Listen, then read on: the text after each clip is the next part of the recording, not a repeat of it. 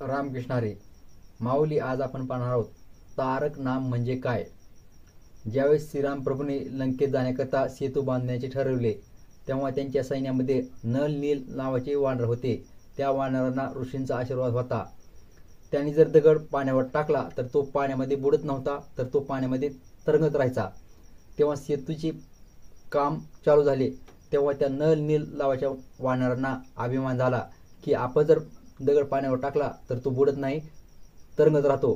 तेव्हा लगेच तो सेतू पाण्यामध्ये बुडाला.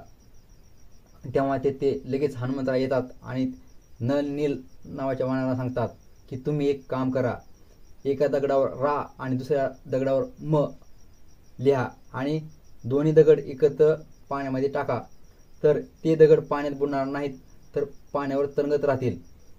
राम नामाने दगड तरायला लागले व अर्धा सेतू तयार झाला. तेव्हा ही बातमी वाऱ्यासारखी लंकेतील राक्षसांना समजली. तेव्हा राक्षसांना समजले की रामाच्या ताब्यात दगड सुद्धा आहेत आणि त्या दगडांचा वर्षाव जर लंकेवर झाला तर राम सहज लंका जिंकतील व राक्षसांचा नायनाट करतील. तेव्हा सर्व सैन्याचे राक्षसांचे धैर्य खचू लागले. ही बातमी रावणाच्या कानावर गेली. तेव्हा रावणाने विचार केला, जर सैन्याचे धैर्य खचले तर युद्धामध्ये आपला पराभव निश्चित आहे. रावणाने लगेच राक्षसांची सभा बोलवली आणि सांगितले की जशी रामाकडे दगड तारण्याची शक्ती, दगड तरंगण्याची शक्ती रामाकडे आहे, तशी शक्ती पण माझ्याकडे आहे. तेव्हा रावण 10 राक्षसांना एक मोठा दगड आणायला सांगतो. तेव्हा 10 राक्षस एक मोठा दगड आणतात आणि रावण त्या दगडासमोर एक मंत्र उच्चारतो आणि त्या राक्षसांना सांगतो की हा दगड समुद्रामध्ये टाका, तर तो बुडणार नाही, पाण्यामध्ये तरंगत राहील. तेव्हा ते राक्षस त्या दगडाला घेऊन समुद्रामध्ये नेऊन टाकतात, तर तो दगड बुडत नाही, तर तो पाण्यामध्ये तरंगत राहतो. रावण म्हणतो की तुम्हाला आणखीन परीक्षा पाहिजे असेल तर तुम्ही 50 राक्षस त्या दगडात जाऊन थांबा, तरी पण तो दगड पाण्यामध्ये बुडणार नाही. तेव्हा 50 राक्षस त्या दगडात जाऊन थांबतात, तरी पण तो दगड बुडत नाही. तेव्हा सर्व राक्षस खुश होतात आणि आपल्या आपल्या घरी जातात.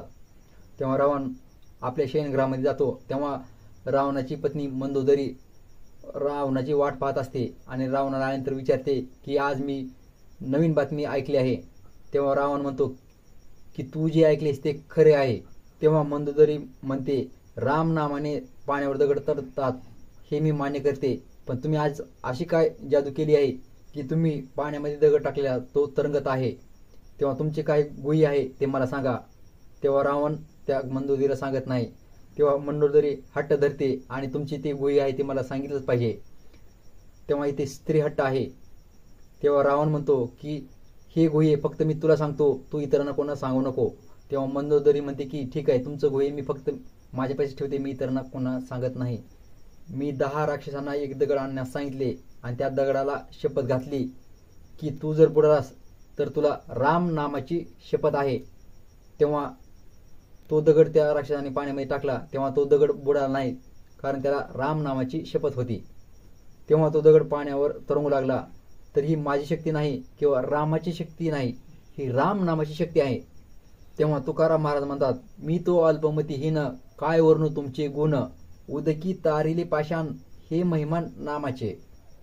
जे दगड पाण्यात बुडतात, जे दुसऱ्यांना बुडवतात, ते दगड पाण्यावर तारले वानरांना व रामाच्या सैन्यांना समुद्रातून तारून नेले, हे सामर्थ्य राम नामामध्ये आहे. रामकृष्ण हरी.